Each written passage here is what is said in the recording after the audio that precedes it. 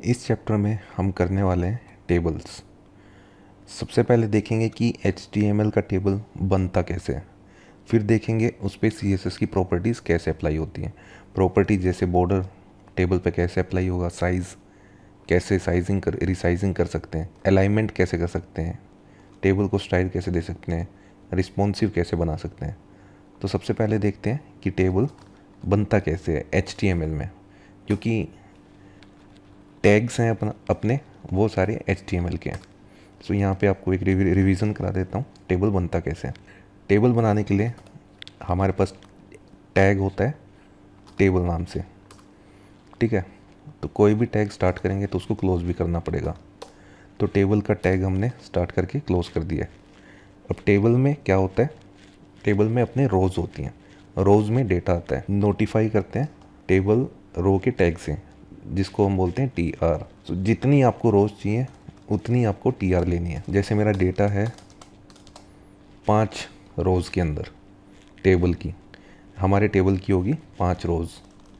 अब जो first row है, फर्स्ट रो में क्या होगा, फर्स्ट रो में हेडिंग आती है। सो हेडिंग को हम देते हैं टेबल हेडिंग TH, जिसका भी टैग होता है TH। सो जितनी भी आपको हेडिंग बनानी है टेबल में, जैसे 1 हेडिंग, 2 हेडिंग, 3 हेडिंग, इनका मतलब है कि आपने 3 कॉलम बना दिए हेडिंग के। अभी आपको यहाँ पे हेडिंग देते हैं, जैसे यहाँ पे हमने दे दिया हेडिंग 1, हेडिंग 2, यहाँ पे दे दिया हेडिंग 3। अब इसको फाइल को ओपन करके देखते हैं कि हेडिंग कैसे दिखाई दे रही है। यहाँ पे देखिए 3 हेडिंग अपने ब्राउज़र पे आ चुकी हैं इस वेब पेज पे। इसी प्रकार जैसे जैसे हम यहाँ पे नीचे डेटा डालेंगे, अब हेडिंग तो एक होती है, अब उसके बाद जो इसका डेटा आएगा वो आएगा टेबल डिस्क्रिप्शन में। जैसे हम यहाँ पे देंगे TD, अब TD टैग के अंदर इसका डेटा आएगा। हर रो के अंदर आपको TD टैग लेना है अगर आपको कुछ इंसर्ट करना है। जैसे हमने 3 हेडिंग ली थी, दैट मीन्स 3 कॉलम लिए थे टेबल में। सो आपको 3 कॉलम ही लेने पड़ेंगे। 3 कॉलम किसके, टेबल डेटा के, टेबल डिस्क्रिप्शन जो आपको डालनी है। सो अभी यहाँ पे टेबल डिस्क्रिप्शन डालता हूँ। जैसे हम लिखते हैं हेडिंग 1 डिस्क्रिप्शन, इसी टाइप से हेडिंग 2 डिस्क्रिप्शन,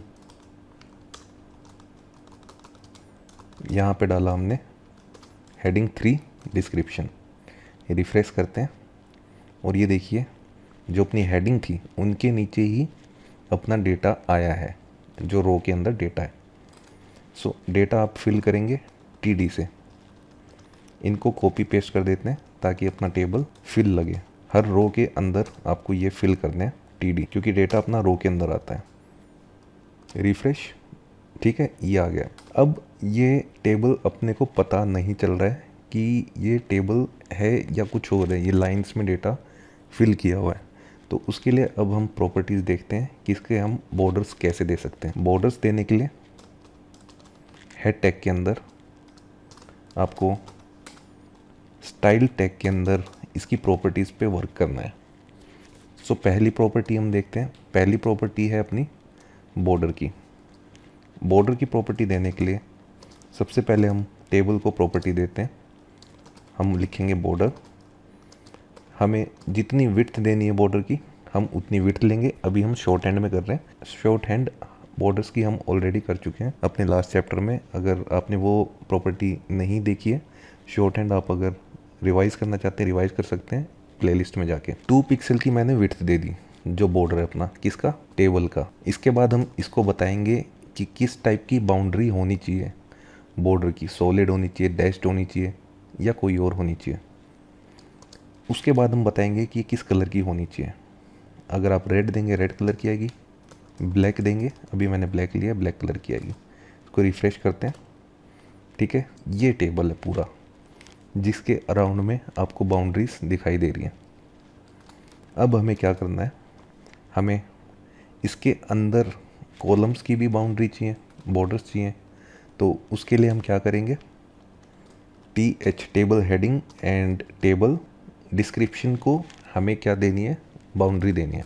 सो तीनों मैंने यहाँ पे मेंशन कर दिए। टेबल पे दिया तो टेबल के आउटर साइड में आ गई, टेबल हेडिंग को देंगे तो टेबल के हेडिंग में आ जाएगी, एंड टेबल डिस्क्रिप्शन डाला है तो तीनों प्रॉपर्टी एक साथ यहाँ पे मेंशन कर दिया। अब पेज को आप रिफ़्रेश करोगे तो देखो टेबल हेडिंग के भी चारों तरफ बॉर्डर्स आ चुके हैं एंड टेबल डिस्क्रिप्शन के भी हर साइड में बॉर्डर्स आ चुके हैं। बट अभी आप देखोगे कि यहाँ पे डबल डबल अपने को बॉर्डर्स दिखाई दे रहे हैं। अपने को ये नहीं चाहिए। अगर अपने को सिंगल बॉर्डर दिखाना है तो उसके लिए अपने पास प्रॉपर्टी होती है बॉर्डर कोलैप्स। बॉर्डर कोलैप्स में क्या डालेंगे, कोलैप्स। ठीक है, ये प्रॉपर्टी आप डाल दोगे तो आपके जो डबल बॉर्डर्स हैं वो सिंगल में कन्वर्ट हो जाएंगे। रिफ़्रेश करते हैं, ठीक है, क्लियर। अब हम क्या करते हैं, अब हम काम करते हैं जो सेकंड प्रॉपर्टी है उस पर। सेकंड प्रॉपर्टी है साइज़ की। तो साइज़ हम देखते हैं, इसका साइज़ अभी जो अपना ये टेबल है वो देखो जितना कंटेंट है सिर्फ उतना ही एरिया कवर कर रहा है, एंड जो अपने ब्राउज़र की विंडो की विड्थ है वो काफ़ी बड़ी है, उसके हाफ पोर्शन से भी कम में है ये टेबल। अगर हम इस टेबल की विड्थ इंक्रीज़ करना चाहते हैं सो हम एक प्रॉपर्टी यूज़ करेंगे। यहाँ पे लेते हैं टेबल विड्थ, हमने कर दी 100%। अब इसको रिफ़्रेश करते हैं, ये देखिए टेबल विड्थ है वो अपनी पूरी विंडो की 100% स्क्रीन पे फैल चुकी है। टेबल विड्थ आप यहाँ से ऐसे कंट्रोल कर सकते हैं। अब यहाँ से आप एक चीज़ नोटिस करिए कि जैसे ही टेक्स्ट 100% हुई, जो टेबल हेडिंग है वो सेंटर में आ रही है एंड जो टेबल डिस्क्रिप्शन है वो लेफ़्ट साइड में आ रहा है। इनको अलाइन करने के लिए अपने पास एक प्रॉपर्टी होती है, विड्थ आप कुछ भी दे सकते हैं, 100 रखो या कुछ भी रखो। इसी टाइप से अगर आपको इंटरनली इनकी विड्थ चेंज करनी है टेबल हेडिंग की या टेबल डिस्क्रिप्शन की, आप उनको भी इसी टाइप से कंट्रोल कर सकते हैं। अब देखते हैं इनको सेंटर में कैसे लेके आ सकते हैं। यहाँ पे करते हैं, हम करते हैं TH and TR table row, उसमें हम डालते हैं align text align centre. So यहाँ पे देखिए हेडिंग पे तो कुछ फ़र्क पड़ेगा नहीं क्योंकि वो ऑलरेडी सेंटर में है, बाय डिफ़ॉल्ट सेंटर में रहती है। बट जो टेबल डिस्क्रिप्शन है, टेबल रो, टेबल डिस्क्रिप्शन अपनी किसके अंदर है, टेबल रो में। सो ये क्या होगा, सेंटर में आ जाएगी। रिफ़्रेश करते हैं, ये देखिए। अब इसका हमने ये दोनों प्रॉपर्टीज़ एक साथ क्यों लिखी हैं जबकि हमारी टेबल हेडिंग ऑलरेडी सेंटर में थी, उसका अभी पता चलेगा। अगर हम इसको लेफ़्ट करते हैं, कंट्रोल करने में ईजी रहेगा। लेफ़्ट करते हैं तो टेबल हेडिंग भी लेफ़्ट में आएगी एंड आपका जो डेटा है वो भी लेफ़्ट में आएगा जो रोज़ के अंदर है। ठीक है, इस टाइप से आप कंट्रोल कर सकते हैं। राइट में करेंगे तो राइट में आ जाएगा। ठीक है, सेंटर में रखते हैं। अब यहाँ से हमने देख लिया इसको अलाइन कैसे करना है, विड्थ देख ली। अब इसको थोड़ी हाइट देते हैं, हाइट देते हैं हम इसको 500 पिक्सल, तो वो टेबल की हाइट इंक्रीज़ होगी। ठीक है, टेबल की हाइट इंक्रीज़ हुई तो उससे जो उसके अंदर डेटा है इनकी रोज़ में हेडिंग में तो पूरा इंक्रीज़ हो गया। अगर आप टेबल हेडिंग का या टेबल रो का मैनुअली इंक्रीज़ करना चाहते हैं तो आप वो ऐसे कर सकते हैं, टेबल हेडिंग विड्थ यहाँ से कंट्रोल कर सकते हैं, हाइट दे दी कितनी, 50 पिक्सल देखते हैं। ठीक है, यहाँ से ये वाली हाइट रिमूव कर दे रहा हूँ। अब देखिए जो टेबल हेडिंग है उसकी हाइट इंक्रीज़ हो गई है, बाकी सबकी हाइट उतनी ही है। उसी टाइप से अगर आप यहाँ पे TH की जगह TD करते हैं तो टेबल हाइट टेबल हेडिंग की कम हो जाएगी, टेबल डिस्क्रिप्शन की इंक्रीज़ हो जाएगी। ठीक है, अब यहाँ से एक चीज़ आपको नोटिस करनी है कि ये जो डेटा है अपना ये सेंटर में आ रहा है। ठीक है, इसको बॉटम पे भी हम ला सकते हैं, उसकी प्रॉपर्टी होती है वर्टिकली अलाइन बॉटम।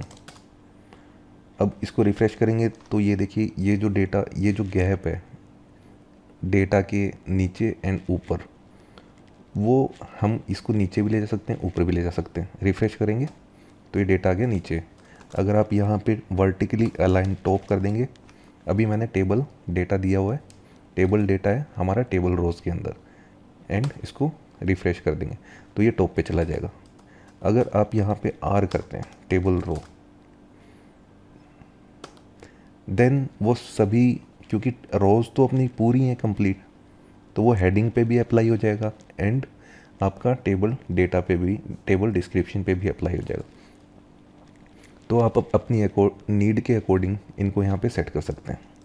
ठीक है, अभी के लिए इसको, ये प्रॉपर्टी हो चुकी है, इसको रिमूव कर देते हैं। अगर हम चाहते हैं कि पूरे टेबल का बैकग्राउंड कलर चेंज हो जाए तो हम यहाँ पे प्रॉपर्टी मेंशन करेंगे टेबल के अंदर, बैकग्राउंड कलर